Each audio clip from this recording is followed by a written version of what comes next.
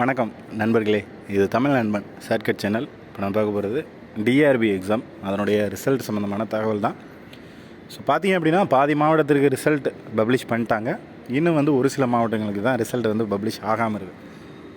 So இந்த publish ஆன ரிசல்ட்டில் எத்தனை மதிப்பெண்கள், அதாவது கட் ஆஃப் மார்க் அப்படின்றது தான் பார்க்க போகிறோம். எத்தனை மதிப்பெண்கள் எடுத்தவங்களுக்கு எல்லாத்துக்கும் செலெக்ஷன் லிஸ்ட் அப்படின்றதில் பேர் வந்திருக்கு அப்படின்ற தகவல் பார்த்துருவோம். ஃபஸ்ட்டு பார்த்தீங்க அப்படின்னா நம்ம ஓவரால் கட் ஆஃப், அதாவது ஒரு பிசி, எம்பிசி, எஸ்சி, எஸ்டின்னு கேண்டிடேட்ஸை அதாவது பிரிவு வாரியாக பிரித்து கட் ஆஃப் அப்படின்றது சொல்ல முடியாது.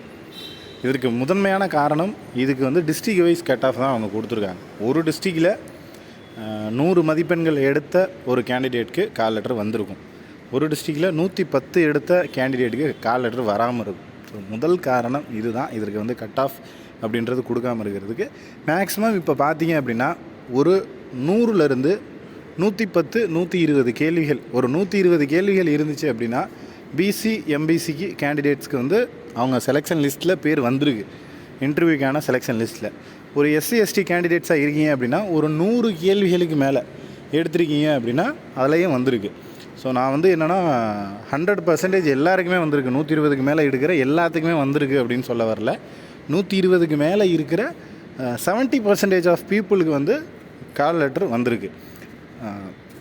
அதே போல் 100க்கு மேலே இருக்கிற 70% ஆஃப் எஸ்சி, எஸ்டி கேண்டிடேட்ஸ்க்கு கால் லெட்டர் அப்படின்றது வந்திருக்கு. ஒரு சிலருக்கு மட்டும்தான் அதில் எக்ஸம்ஷனாக. என்ன காரணம்னா, இப்போ ஒரு போட்டி, ஒரே ஒரு இடத்துல அந்த ஒரு போட்டி தான் இருக்கும்.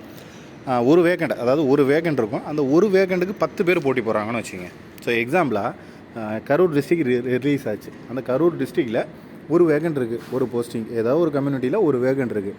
இந்த ஒரு வேக்கண்ட்டுக்கு 10 நபர்கள் போட்டி போடுறாங்க. ஓகேவா? இந்த மாதிரி ஒரு 10 நபர்கள் போட்டி போடுறாங்க. ஒருத்தர் 140, அடுத்து 139, 138ன்னு இதே லைனில் 10 பேரும் 140லேருந்து 130 வரையும் 10 பேர் மார்க் எடுத்திருக்காங்க அப்படின்னா, அப்போ 130 மார்க் எடுத்தவருக்கு கால் லெட்டர் வந்திருக்காது. 130லேருந்து 38 வரையும் வந்திருக்காது. அந்த 39, 40 1:2 அப்படின்ற ரேஷியோவில் கூப்பிடுவாங்க. 139, 140 எடுத்த நபர்களுக்கு மட்டும்தான் கால் லெட்டர் வந்திருக்கும். அப்போ 138 எடுத்துமே கால் லெட்டர் வராத கேண்டிடேட்ஸும் இருப்பாங்க. ஸோ இதைத்தான் நம்ம சொல்ல வரோம்.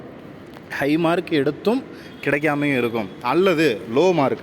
சேம் இதே ஒரு டிஸ்ட்ரிக், ஒரு வேகண்ட் இருக்குது ஒரு டிஸ்ட்ரிக்டில், ஒரு ஏதோ ஒரு கம்யூனிட்டி, எக்ஸாம்பிளுக்காக சொல்கிறேன்.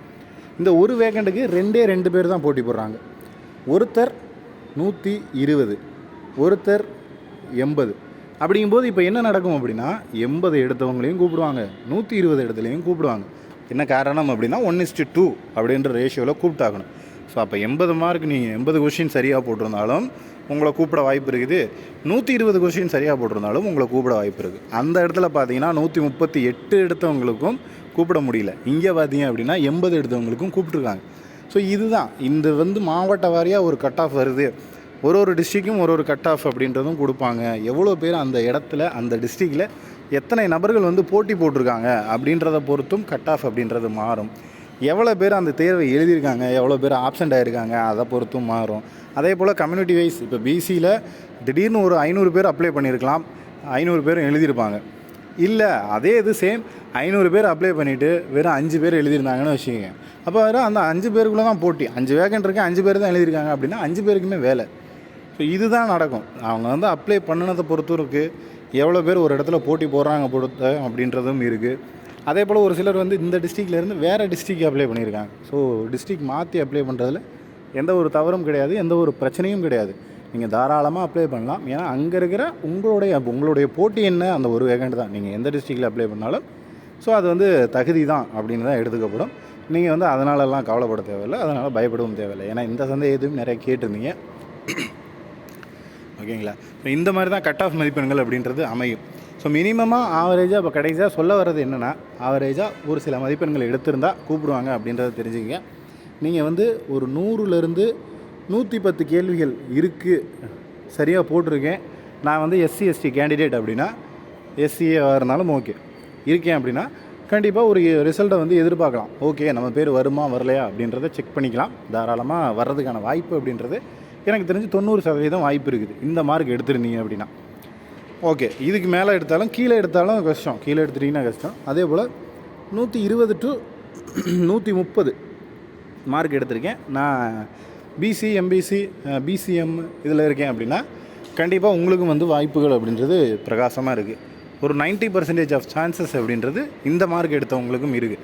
ஸோ 100க்கு கீழே எடுத்திருக்கேன் அப்படின்னா கண்டிப்பாக ரொம்ப கஷ்டம். ஏன்னா 100 கீழேன்றது வந்து மிக மிக ஒரு குறைவான மதிப்பெண்கள் அப்படின்னு தான் நம்ம சொல்ல முடியும். ஸோ அதனால் இந்த ரேஞ்சில் மார்க் எடுத்திருந்தீங்க அப்படின்னா கண்டிப்பாக வந்து உங்களுக்கு கால் லெட்டர் கொடுப்பாங்க, இன்டர்வியூ தாராளமாக அட்டன் பண்ணலாம். உங்களுக்கு இதில் வேறு ஏதேனும் சந்தேகங்கள் இருந்துச்சு அப்படின்னா கீழே கமெண்ட் பண்ணுங்கள். நெக்ஸ்ட் அடுத்த வீடியோவில் பார்க்கலாம். தேங்க்யூ.